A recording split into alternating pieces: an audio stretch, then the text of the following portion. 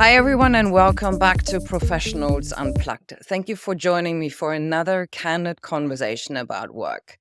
I'm Inga Hepton, your host and owner of Medea International. So I'm an executive coach, and I'm really passionate about elevating people's impact and success, especially by helping leaders enhance their executive presence. With me today, I have Katja Martin. Katja is passionate about learning and grow, and she channels that passion through her role as a senior strategic account director at LinkedIn, where she helps her clients achieve their business objectives and transformation goals. I also have Jason Emmons. He's a partner at Moss Adams, selling and delivering IT risk services. He deeply cares about making a meaningful and measurable impact on the human talent around him. And last but not least, I have Calvin Niles, renowned as the mindful storyteller. He is an influential storytelling coach and consultant who has impacted numerous organizations across multiple sectors through growth and change. And he is the author of the book Mindful Storytelling, a playbook for corporate leaders who've lost the narrative plot. And today's topic is how to create trust and rapport in a team. Thanks so much for that introduction, Inga. It is great to be here. I think when we look at building trust and rapport in a post-pandemic world, I think everybody in business is trying to find a better way. The things that I think are working for me are you approach it like, how do we get to a place where we can have a real conversation? And it starts with really knowing that person. The things that are working for me are when I take a very sincere interest in the other person. I know it's pretty standard, but really trying to understand what were their last 3 jobs, where'd they go to school, what are their hobbies, but really taking it from a let's learn about them, and in the interaction approach to always ask myself, what can I do to help this person get highly rated and get their bonus? I've read a couple of books in my lifetime. I've gone back to Robert Greene's big 800-page tome on seduction. And there's a lot of tips and tricks in that in helping move a relationship from just met the person to, hey, I might get sole sourced for a phone call or sole sourced for an opportunity. So I look at my team, building trust and relationships with them in the same way I look at the clients that we serve when delivering professional services. So these are some standard tactics. Sometimes it works, sometimes it doesn't. I think definitely, Jason, I can agree with you. Getting to know people and really understand what drives them, what motivates them is key to building a rapport and getting to really feel like you're on their side. And we do have big movement about leaders need to be a lot more empathic and have a big sort of authentic leading style that makes people trust and able to follow. And we see this also shifting in some of the data that we see in LinkedIn, where the key driver for people staying with the company is actually largely due to management. I think it's about 63% that affect engagement, first of all, and people leave the job due to mainly, I think it's up 80% because of their manager. So I think the leader is a key of productivity and I think investing in these kind of skills with leadership will really help teams be successful and profitable. I love the fact, Katja, that you came with statistics into this conversation. I couldn't have asked for more. I knew you would be prepared. But Calvin, I see you nodding, and I'm keen to hear your thoughts. I mean, the 3 things I've heard so far that really resonate. The first thing Jason talked about was sincerity. He mentioned the word sincerely. Jason also talked about slowing down. He said slowly. And I like the way how Katja talked about empathy and being empathic. So for me, I feel like there is a part here which is about not just acting the part, but actually authentically showing up in that way where I really do want to know what motivates you. And I really do, as Jason said, help you get that bonus or whatever. But I think the main point Jason is alluding to, which really resonated with me, is that how can I serve that other person to achieve their own goals? And I think it's through that kind of servant leadership, through that empathy becoming an activity, then it almost becomes kind of like a compassionate kind of leadership. So for me, being that in your team, it really can help to build that trust and to foster that rapport and connection you talked about. What you guys are saying, in terms of, just to summarize, of course, every team who has a good rapport with one another within the different types of team members, but also, of course, to the leader of that relevant team, they do perform better. And the entire atmosphere is just very encouraging and motivating for everybody involved, right? Yeah. So those are certainly signs of any team having a good level of trust and rapport. I just wonder, are there any other signs we usually would have in order to spot the existence of trust or rapport, or maybe the opposite, when it's not there? One sign I got recently was a professional came to me and said, "Hey, I've got this personal matter that I'd like your advice and counsel on." And I knew then that I had crossed this line from understanding what their professional goals were and helping them succeed in the organization to really getting the trust, because the person came to me and said, "Hey, I got this issue in my personal life. What are your thoughts? How would you approach it?" That to me was a total wonderful victory. I agree. Mm. And so when things aren't the way they should be, and unfortunately, I think we're all kind of been in teams where it's really not working, where we can feel, something is not right. The the people may not be talking as much. There's kind of a group thinking going on. Nobody's really speaking up for anything. How do we solve that? And maybe even if we're not part of the team, if we're an outsider of that team, but we spot those signs, what do you do? If it's a friend that would come to me, I would obviously make sure that they feel safe, they feel all right, and maybe problem solve and just listen. But if I weren't directly involved, I would definitely seek the dialogue and try to understand what's causing the dynamic.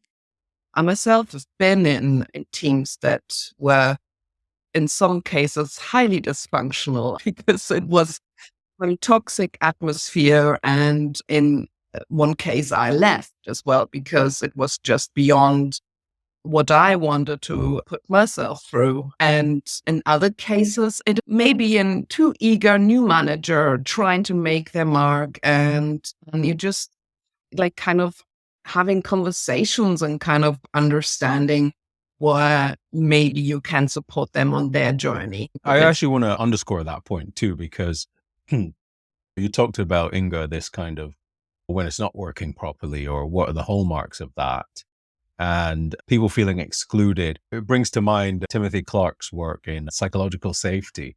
And he talks about these 4 stages of psychological safety: inclusion, learner safety, challenger safety, contributor safety. And the things that are coming to my mind are around what is it that doesn't make someone feel safe in the first place.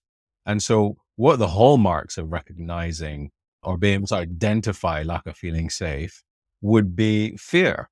When people, like you say, are afraid to speak up, they're afraid to participate, they're afraid to call something out, they're afraid to challenge or acknowledge something that's blatantly obvious, but they don't feel that they can, then the question is, how can I make that person feel safe? What am I doing as a team member to either make them feel safe, or how are my actions and activities maybe contributing to the lack of safety? So it's quite a reflective question there to see how can I as a team member shift to accommodate and include the other person to make them feel, well, psychologically safe, really.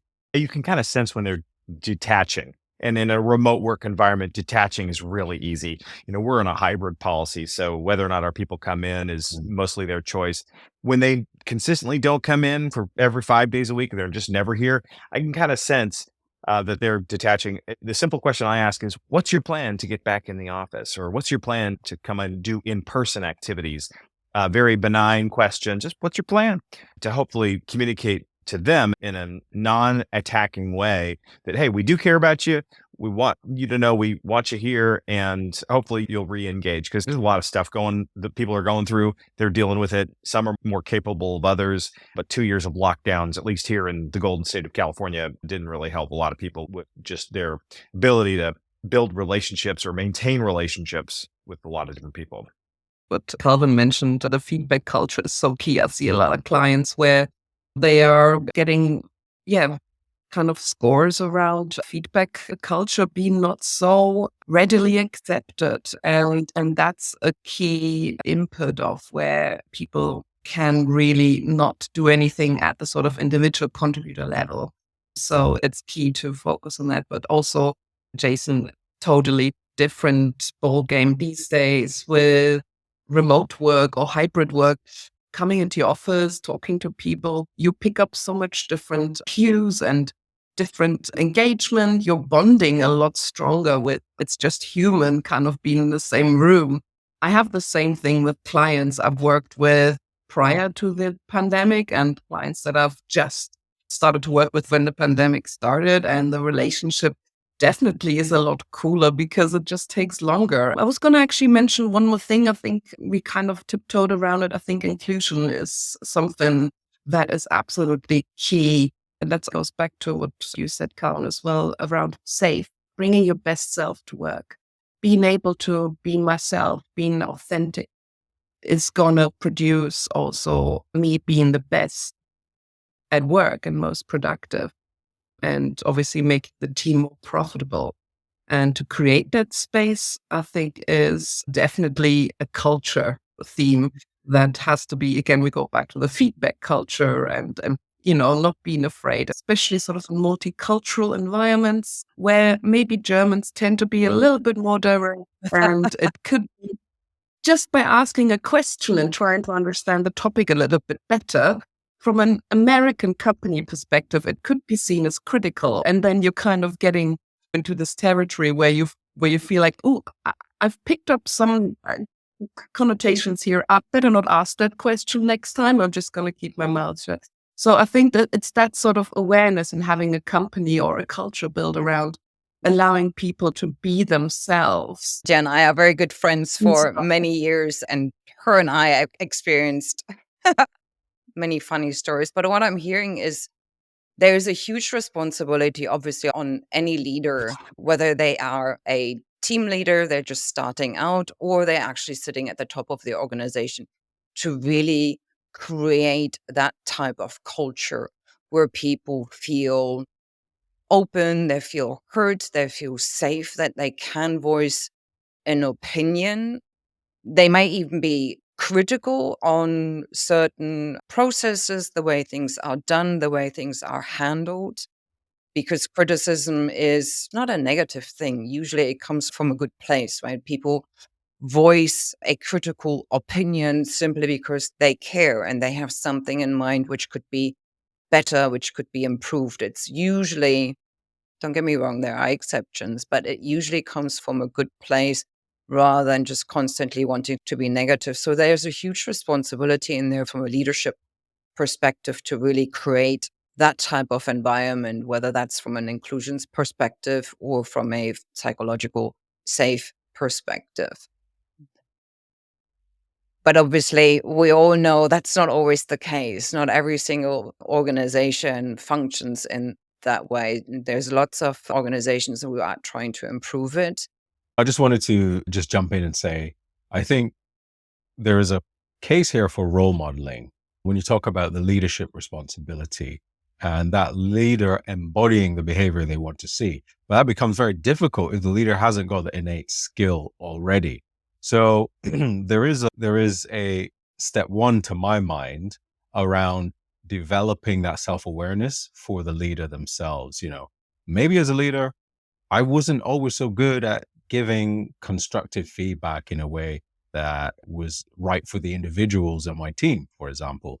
Or maybe there was some other stylistic evolution that was required of me that I was not aware of. So there is a piece of self-awareness, which, of course, I'm a proponent of mindfulness. So I would always say, this is a very famous buzzword now, but I think being mindful and cultivating some kind of self-awareness practice is helpful. to create the capacities in the leader to role model certain behaviors. But then you, of course, need followers. You need people to also embody that behavior. You need the first follower and then the second follower. And then you need that viral effect to stimulate the culture. And then with time and reinforcement, that happens. So for me, the leader who wants to role model, embody that has to start with some kind of self-awareness practice so that they're able to move from I'm great at this to actually, I'm not so good at this, but how bad am I? And then there's a position from which one could improve quite rapidly to move towards a better embodiment practice, I would say. It's perennial to be self-aware and mindful. And I struggle with that myself. And as leaders, if you can find role models, I always try and emulate them. And like you said, I really appreciate how you said it, which is if you can find people to follow that, fantastic. It's just always a work in progress. One of the best experience in a team I've ever had was a mindful leader as well. Somebody super reflected and what you actually expect from that kind of compassionate leader. And when we started to come together as a team, we have actually spent a couple of days in the mountains hiking. We formed a common purpose. We even gave ourselves a name. We had a mascot. We've had a whole kind of culture around what we wanted to achieve. And we dreamed big and we've really got fired up about this dream and what we wanted to achieve together as a team. And that common purpose and identity really forged us together. That team doesn't exist for now over 4 years anymore. But when we see each other, it's like that really strong bond. I agree. I remember when I was working as an employee and I was working on pursuits and where the people working on that bigger tender project came from all walks of life, all different types of positions in terms of hierarchy, but also different cultures and countries. And often enough, they didn't know each other. But obviously, there was the common purpose of we're here to win this deal and we want to do a good job for ourselves, for the client. And obviously, there was a certain amount of pressure also there that they don't want to embarrass themselves in front of others. But in order to really come together as a team, we also had to get to know each other, right? So before going into any substantial type of work, we always had some form of conversation about who we are. Why is this project personally so important to us? And what are any other kinds of things we would like to get involved and can support one another? So we really started to have that kind of conversation straight from the beginning in order to really lay the foundations. The common goal and common purpose is huge. What I have seen in the last 3 years since the pandemic is certainly we went through this demand for talent that seemed to outstrip all the supply. And there was kind of this panic mode. Now as we shift where we do have enough talent, something seems to have gotten lost, at least what I've seen the last 3 years, which is, wow, I have an opportunity to be a part of a common goal, part of a common project. I'm going to lean into it. Now I think the war for talent is real. There is a sincere talent shortage, and some of the younger professionals coming up see themselves as having lots of options. And so while, yes, I agree that this common goal, common purpose, common objective, whether it's a tender or proposal that everyone's working on is wonderful, I am not certain that that same level of passion around the common goal is there in light of some of the machinations of the talent supply and demand equations that we're seeing, at least here in the States, where I think our young people have a lot more opportunity. I just had to throw that out there because it seems there's less passion for what we're trying to do. And maybe I'm the old guy in the room and I fully admit that, but it seems to be just a little different. So what you said just hit a chord with me. So thanks. I'm holding on to my words here because I'm so excited to respond. And also something that Katja said, which I thought was really interesting about this hike and the team bonding and stuff. There is still a case for workplace friendships. The closest, highest performing team are the ones where people actually feel like they're friends. They actually feel like if I needed something, I could call that person outside of the office, or you probably know something about their families or their partners or their lives, or you probably have touch points that are more than just the office. I hate to do what all corporate people do, which is to use military analogies, But even in high performance militaries, you talk about the special forces and they're like brothers, they're like family. They know each other's pets' names and they hang out and drink together and eat together and go to each other's weddings and so on. So there is something when you talk about this bond, this rapport, this cohesion, this high performance, this moving to the same vision and purpose, there is a glue that binds the relationships together. And I think friendship is probably one of the compounds of that glue. And I think there's a lot to be said actually for that. It's actually okay to be friends with your colleagues.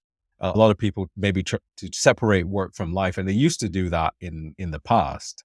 But I think now, especially as we talk about loneliness, remote work, isolation, so on, having friends in your work environment can be a positive thing. And I'm not necessarily advocating everybody should make best friends in all of their teams by any stretch. But it's actually okay to do so if there's a natural fit. And actually that can really help to create that glue toward that vision that Jason was talking about and create that strength to climb mountains together and do hikes together, as Katja was talking about.